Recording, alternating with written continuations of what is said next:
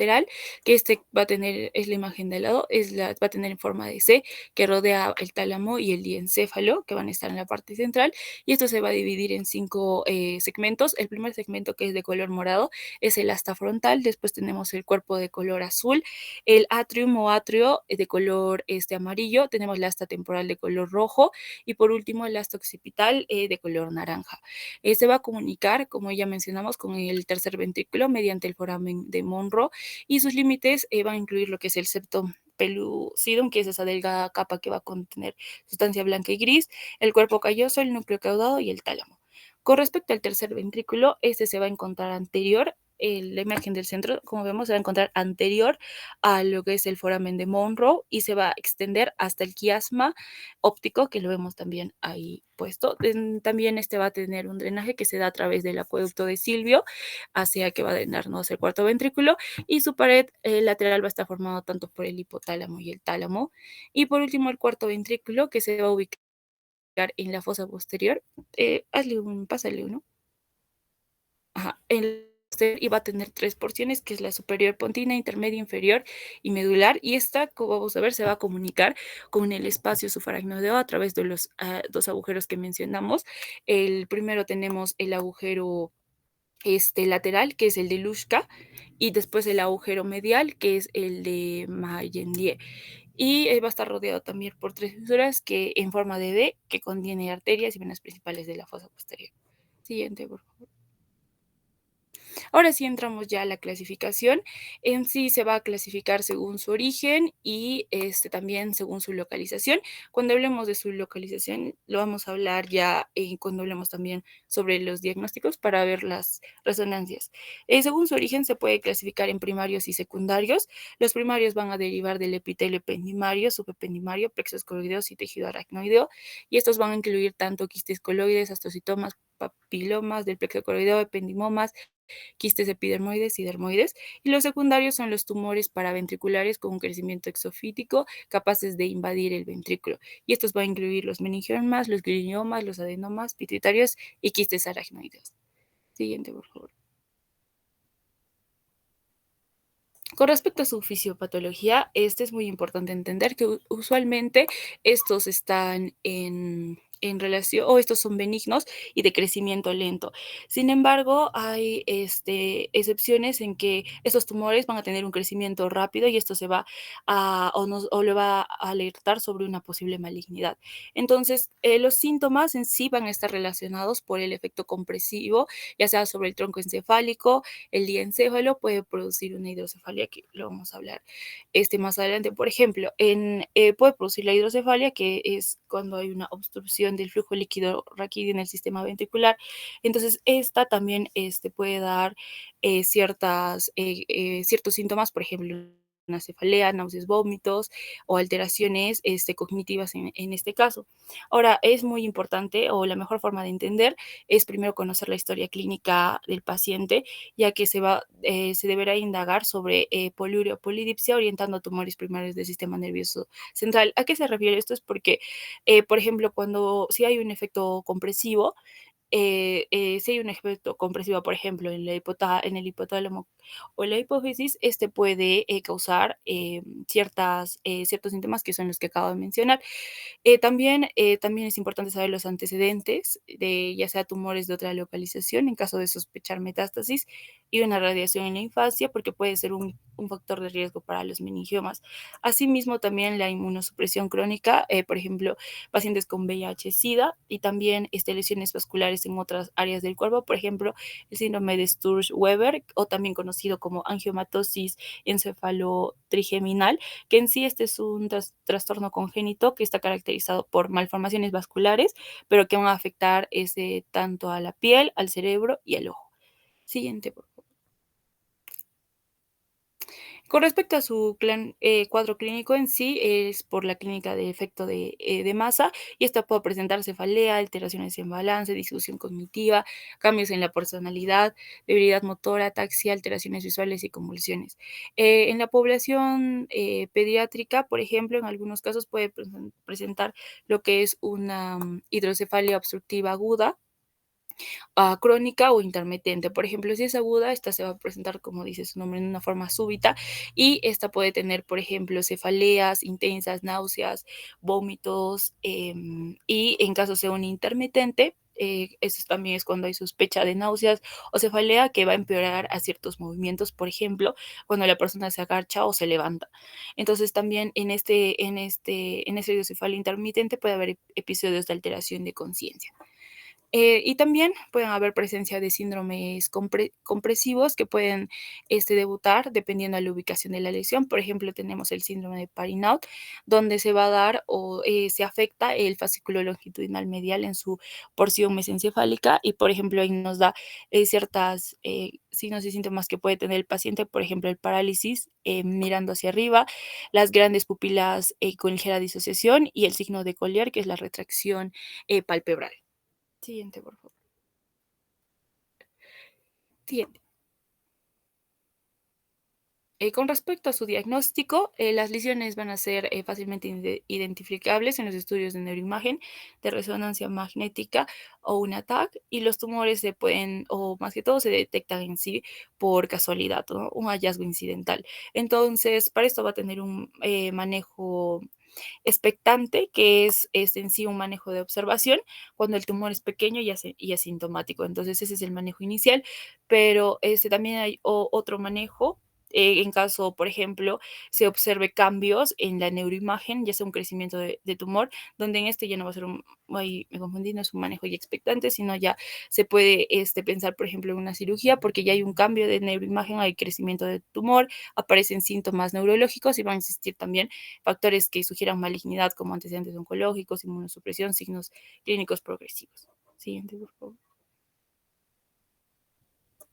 Ahora, con respecto ahora sí vamos a hablar de la clasificación según su localización, más del diagnóstico. En este caso, vamos a hacerlo sintetizado. Primero, por ejemplo, tenemos los papilomas, los carcinomas de plexo coroideo. Hazle un cambio, por favor, Gladys. Estos en sí van a tener un origen en lo que va a ser el epitelio del plexo coroideo, que como hablamos, el plexo coroideo va a encargarse de la producción de líquido cefalorraquídeo. Estos normalmente tienen, o con frecuencia, el 50% va a ser más frecuente en el atrio ventricular lateral y en el atrio atrium, y es más frecuente en lo que es la población pediátrica. Ahora, en este podemos tener también, como nos menciona el cuadro, un papiloma de plexo coroideo según la clasificación de OMS1, que lo habló Gaby en la mañana también, y el papiloma de plexo coroideo típico de la OMS 2, tipo 2, y el carcinoma de plexo coroideo según la clasificación OMS grado 3.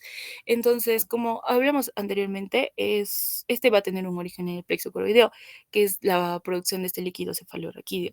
Entonces, como este se encarga y hay un tumor en sí que está comprimiendo pues puede presentar un aumento de la producción de líquido cefalorraquídeo, un aumento de la viscosidad de este líquido cefalorraquídeo y por consiguiente una obstrucción mecánica. Por ejemplo, ahí vemos en corte coronal, vemos una resonancia magnética T1 donde vamos a ver el tumor y justo en el ventrículo lateral derecho. Siguiente, por favor.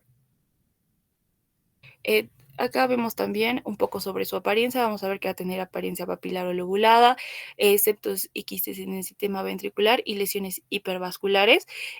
Por ejemplo, vamos a tener algunos que van a ser hipervasculares. ¿Qué significa esto? Es que se van a teñir al momento de poner este contraste. Siguiente, por favor. Como punto número 2 tenemos los meningiomas intraventriculares, que estas se va a dar por las células aracnoideas atrapadas en el plexo coroideo. Estas son menos frecuentes y también estas suelen ubicarse frecuentemente en el atrio en los atrios de los ventrículos laterales, pero también puede encontrarse de menor medida en el tercer y cuarto ventrículo. En estos es muy frecuente encontrar calcificaciones en el 50% y degeneraciones quísticas, y al igual que el anterior, este va a ser hipervascular porque va a tener un realce, como vemos en la imagen, homogéneo intenso. En este caso vamos a encontrar el tumor en el ventrículo lateral izquierdo y donde vamos a ver nuestros realces homogéneos intensos porque eso nos indica mediante el contraste que son hipervasculares. Siguiente, por favor. Con respecto a los subependimomas, estos van a tener origen en la capa glial subependimaria y estos van a ser de 50 a 60% se van a presentar en el cuarto ventrículo y del 30 a 40% en los ventrículos laterales. Y estos normalmente son de hallazgo incidental y el 60% son asintomáticos.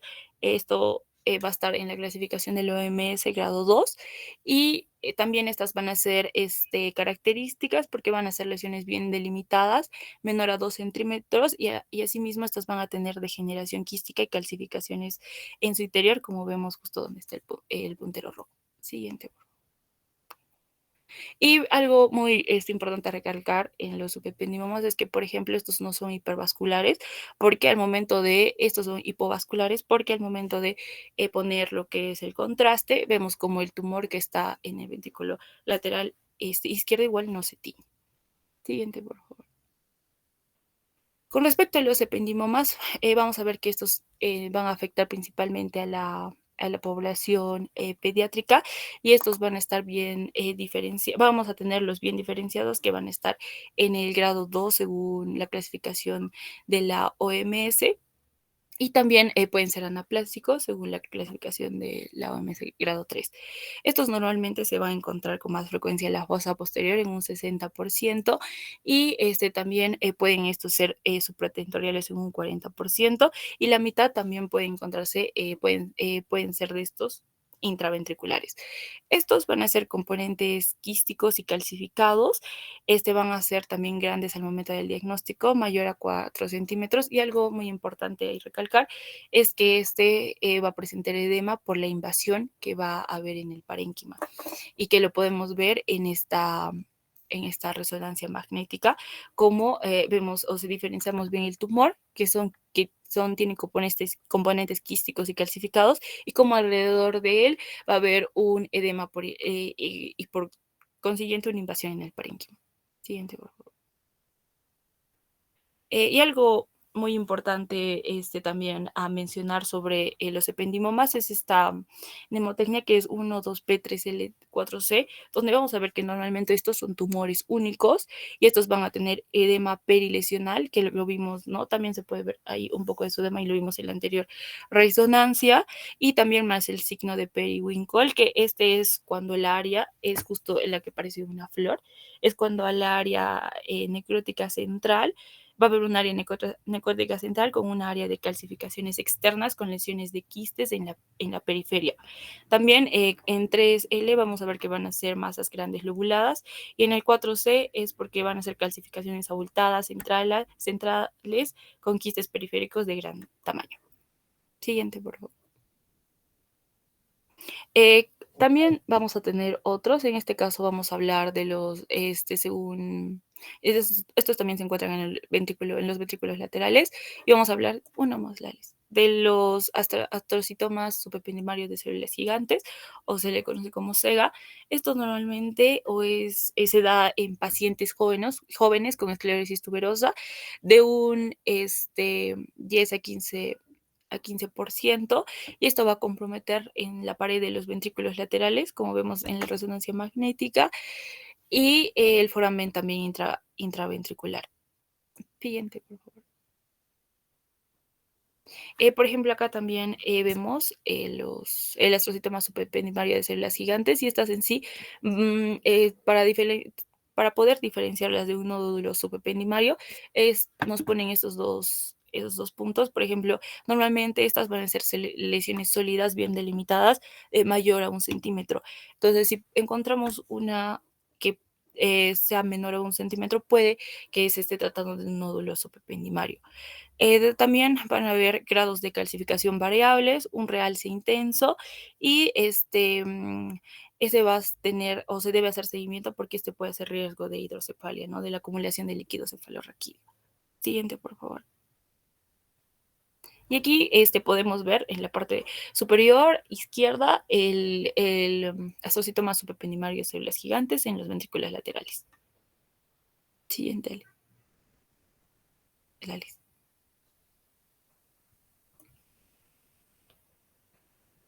Y aquí solo para mencionar, también van a haber, clasificación según su localización en el tercer ventrículo, donde vamos a tener a los quistes coloides, los ependimomas que hablamos ya la anterior, y también los gliomas coroideos que se hablaron en la clase. Siguiente, por favor.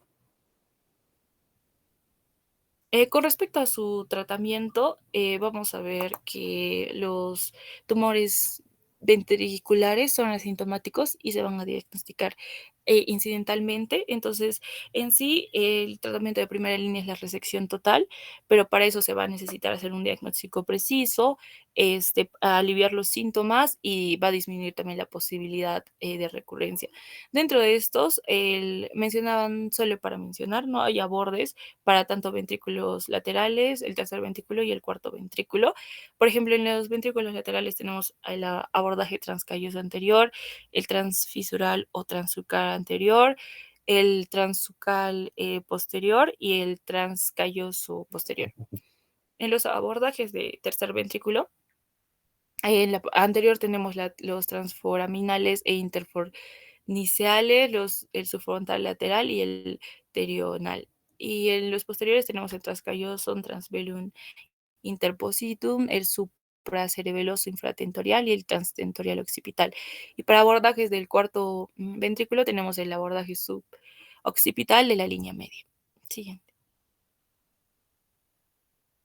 Eh, También hay otros tratamientos, por ejemplo, el abordaje endoscópico, que este va a ser un abordaje o una alternativa mínimamente em- eh, invasiva, y estas van a tener ventajas, limitaciones y procedimientos en sí comunes en los que se realiza. Las ventajas es que va a tener menor invasión quirúrgica en comparación a los abordajes antes mencionados como los transcraneales. También el uso de los retractores tubulares y puertos cerebrales que disminuyen el riesgo de lesión vascular, también la reducción de los tiempos quirúrgicos y hospitalización, la posibilidad de manejo simultáneo de hidrocefalia con la resección tumoral y menores tasas de recurrencia en lesiones quísticas como los quistes coloides. Las limitaciones, con respecto a las limitaciones, vamos a ver una dificultad para maniobrar debido a la restricción de trabajar en sí con una sola mano, limitado control en caso de sangrado y requiere alto grado de experiencia y conocimiento anatómico. También va a haber unas limitaciones físicas del instrumental, lo que va a ser menos adecuado para tumores sólidos de mayores a 2 centímetros. Y estos, por ejemplo, en procedimientos comunes, las fenestraciones endoscópicas, por ejemplo, para quistes, las biopsias cerebrales de lesiones ventriculares, la resección de tumores y quistes coloides y el tercer ventriculostomía con biopsia simultánea. Siguiente. Y por último está la radiocirugía estereotáctica, que en sí estas son o es una técnica no invasiva ideal para tratar lesiones de zonas críticas. En sí esta va a consistir de altas dosis de radiación focalizada para tratar estas lesiones intracraneales sin necesidad de hacer cirugía abierta. Estos van a tener criterios de selección, donde, por ejemplo, tenemos tumores menores a 3 centímetros, esos sí van a ser candidatos para una radiocirugía estereotáctica. En cambio, tumores mayores de 3 centímetros van a requerir una microcirugía o cirugía endoscópica. ¿Y cuáles son los beneficios de este? Pues básicamente un excelente control local en metástasis intraventriculares, baja toxicidad y menor riesgo de complicaciones, una alternativa efectiva a la cirugía para meningiomas interventriculares y útil para tumores residuales o recurrentes tras una cirugía previa. Siguiente. Y por último están las complicaciones. Eh, esta este va a presentar una mortalidad posoperatoria variable de 5 a 12%. Entonces vamos a tener causas inmediatas de mortalidad, como son hemorragia cerebral, infarto cerebral, edema cerebral fatal y embolia pulmonar, complicaciones posoperatorias frecuentes, como son los déficits cognitivos, convulsiones, hidrocefalia, hematoma subdural, infección, meningitis o ventriculitis y compresión del troco encefálico.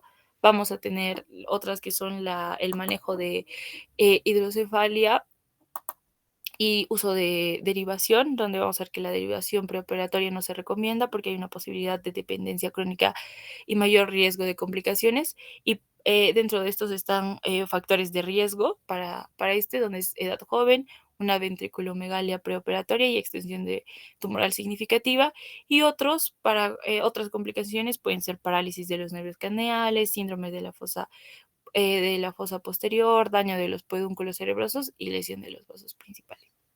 Siguiente, por favor. Bien, ahora vamos a finalizar con los tumores intracranianos pediátricos. Estos básicamente representan la principal causa de muerte por cáncer en la infancia, lo que pues resalta su relevancia clínica, ¿no? En términos de incidencia, vamos a ver que entre 2 y 5 casos por cada 100.000 nacidos vivos, y pues se van a ubicar en el segundo lugar tras las leucemias, ¿no? Ahora vamos a hablar de los tumores más comunes, donde mencionamos al astrocitoma pilocítico, los ependimomas, los meduloblastomas y los craneofaringiomas. Bien, empezando con el astrocitoma pilocítico, es el más frecuente en pediatría y pues su etiología es mayormente esporádica, ¿no? Pero va a estar asociada a las mutaciones en la vía que es proteína quinasa activada por mitógenos, como lo vamos a ver en la neurofibromatosis tipo 1 o el síndrome de Nuna. Y pues epidemiológicamente, estos representan el 15% de los tumores del sistema nervioso central, teniendo una mayor incidencia entre los 5 y 14 años. Este se va a localizar principalmente a nivel del cerebelo, pero también lo vamos a ver a nivel del nervio óptico o la región quiasmática, y pues su diseminación va a ser rara, solo en un aproximado de 3 al 5% de los casos, ¿no? Clínicamente, su crecimiento lento va a provocar síntomas como macrocefalia, cefaleas o aumento de lo que es la presión intracraneal. Y pues su diagnóstico por lo mismo suele tardar entre 3 y 6 meses. Y bueno, según su ubicación, vemos dismetría cerebelar, pérdida visual en gliomas ópticos o también déficit motores en casos talámicos. Y como estamos viendo en esta imagen, vemos un corte sagital de un astrocitoma pilocítico cerebeloso en en una paciente femenina de 6 años, ¿no? Pasando a lo que es el meduloblastoma, este es un tumor maligno destacado y bueno, su etiología va a estar ligada a los síndromes genéticos como Borlin, con mutaciones en diferentes genes como pues el TP53 o BRCA2, entre otros, ¿no? Estos básicamente representan el 20% de los tumores intracraneales pediátricos y van a tener una incidencia de 6 casos por millón de habitantes, con una edad media de 9 años, pero va a tener picos entre los 3 y 7 años. Esta, como estamos viendo, es más común en varones y se va a localizar en el cuarto ventrículo o cerebelo, y pues su porcentaje de diseminación es de un 30% aproximadamente por el líquido cefalorraquídeo.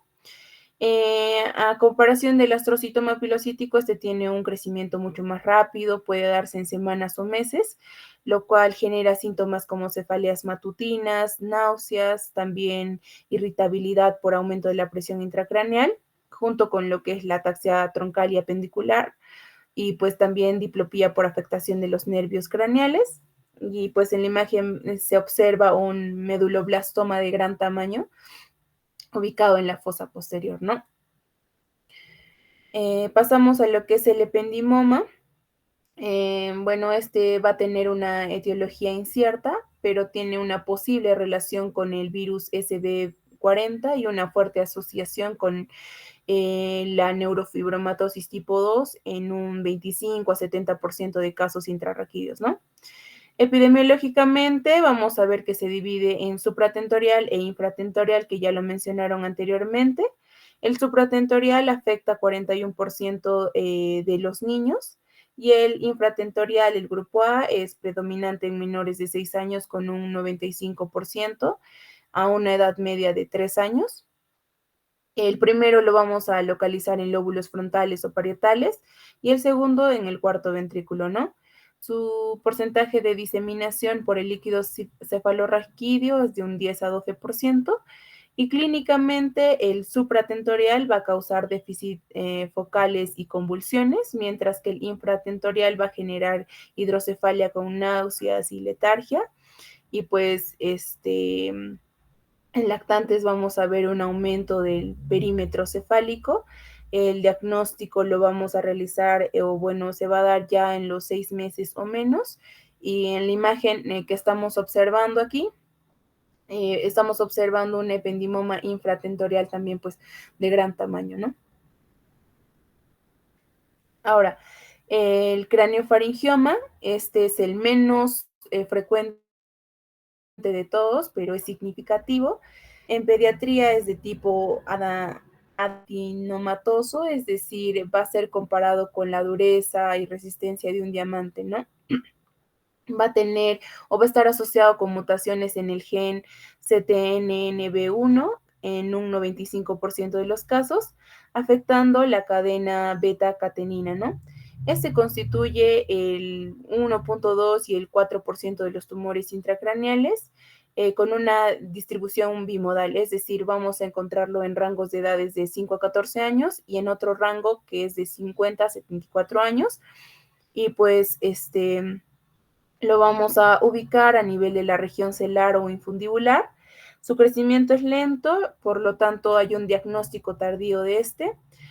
Presenta clínicamente cefaleas hasta en el 50% de los casos y alteraciones visuales por aumento de presión intracraneal, además de endocrinopatías como retraso puberal, obesidad y en menor medida lo que es la diabetes insípida. Y pues en esta imagen ya estamos viendo un corte sagital en T2 de un craneofaringioma, ¿no? Y bueno, acá vamos a ver las características de los tumores intracraneales en resonancia magnética. Estábamos viendo que este astrocitoma pilocítico, donde lo ubicábamos a nivel del cerebelo en mayor medida, vamos a ver que en el grado de la OMS es grado 1 y pues en la resonancia magnética con T1 y T2 y realce de contraste. En T1 es isointenso, T2 hipointenso, el meduloblastoma a nivel del cerebelo con mayor frecuencia de localización. Igual en T1 es hipointenso, T2 hiperintenso, es un grado 4 en la OMS. El ependimoma supratentorial, lo veíamos a nivel de los lóbulos frontal y parietal, el infratentorial a nivel del cuarto ventrículo y pues como grado de la OMS en el segundo y tercer grado, ¿no? Y finalmente el craneofaringioma, que lo encontramos en la región celular o paracelar, es grado 1 en la OMS.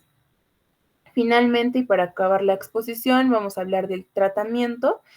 Este es básicamente un manejo multidisciplinario, pero aquí vamos a destacar sus objetivos, ¿no? A nivel neuroquirúrgico, ya que su diagnóstico lo vamos a hacer mediante biopsias. También se puede hacer una resección máxima para aliviar este efecto de masa y pues la restauración del flujo de líquido cefalorraquídeo para tratar también lo que es la hidrocefalia. Se usa craneotomías tradicionales como la tentorial o suboccipital según ya sea la localización, pero también hay técnicas modernas ya mencionadas como la estereotaxia para biopsias profundas y la estimulación magnética con resonancia funcional para mapas preoperatorios y pues la endoscopía para tumores ventriculares o pineales como en craneofaringiomas, ¿no? Bueno, eso sería todo por la exposición de hoy día. Gracias, doctor. Muy bien, chicos, gracias. Una amplia exposición con muchos conceptos nuevos. En realidad esa es la idea porque las últimas clasificaciones de tumores intracraneales pues ya se refieren a aspectos moleculares, ¿no? Las mutaciones de cada uno de los tumores son ahora nuevos criterios para clasificar a los tumores porque básicamente estas variaciones genéticas pues les dan un pronóstico diferencial a cada lesión, ¿no? Puede existir un glioma de alto grado que histopatológicamente puede ser de alto grado, pero cuyas mutaciones genéticas pues le pueden conferir cierta mayor sobrevida en comparación a otro tipo de lesiones, ¿no? Entonces, los aspectos genéticos son lo último, están en boga ahora y probablemente pues van a cambiar, ¿no? Inclusive el tratamiento de los pacientes con gliomas, ¿no? La terapia genética en algún momento, al momento de identificarse estas mutaciones que le dan la morbimortalidad a los tumores, pues van a poder corregirse a través de básicamente de estas terapias genéticas, ¿no? Si tienen alguna pregunta como clase.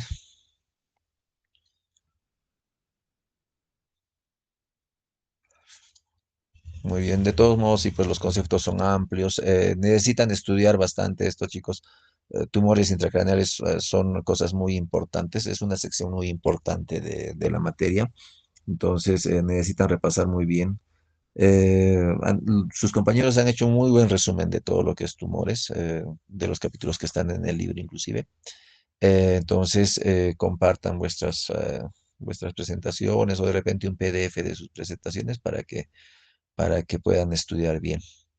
Ok, si no tienen ninguna pregunta, pues nos despedimos. Nos vemos el día lunes con el grupo de rotación y la siguiente semana con ustedes. Cuídense mucho. Buenas noches. Gracias, doctor.